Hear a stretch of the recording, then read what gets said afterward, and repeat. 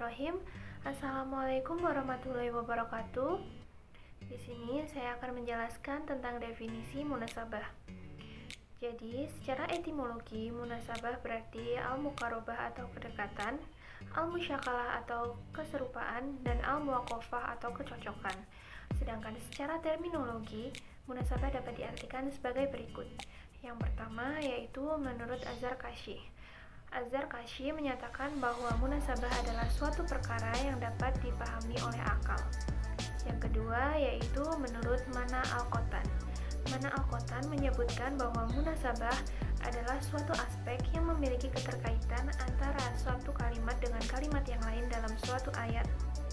Yang ketiga yaitu menurut Ibnu Al-Arabi. Ibnu Al-Arabi mengutarakan bahwa munasabah adalah suatu keterkaitan ayat-ayat Al-Quran sehingga seolah-olah ayat tersebut memiliki ungkapan yang memiliki makna. Dan yang terakhir yaitu menurut Al-Bikai. Al-Bikai menyebutkan bahwa munasabah adalah suatu ilmu yang mempelajari tentang adanya alasan-alasan di balik susunan ayat Al-Quran.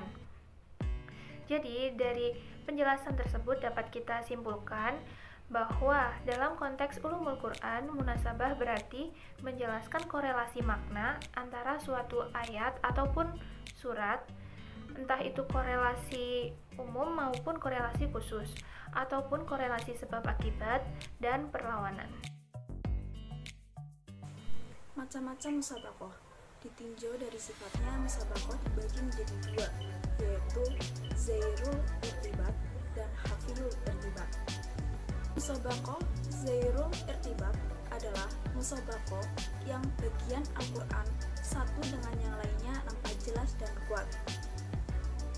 Sebagai contoh adalah hubungan ayat 1 dan 2 dalam surat Al-Isra yang menjelaskan tentang diisrokannya Nabi Muhammad SAW diikuti oleh keterangan tentang diturunkannya Taurat pada Nabi Musa.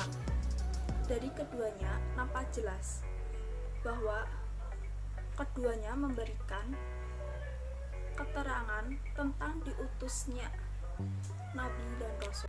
Yang kedua adalah hafiyul irtibat.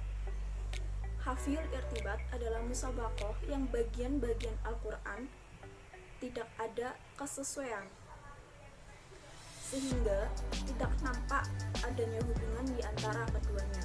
Bahkan, tampak masing-masing berdiri sendiri, baik karena ayat yang dihubungkan dengan ayat lain, maupun karena satu bertentangan dengan yang lain. An-Nur ayat 35 ada 5 tahalus, yaitu 1. An-Nur dengan perumpamannya kita halus ke Ajasero dengan menyebut isinya. Yang kedua menyebut An-Nur dan Ajasero kita halus dengan menyebut Ajasero.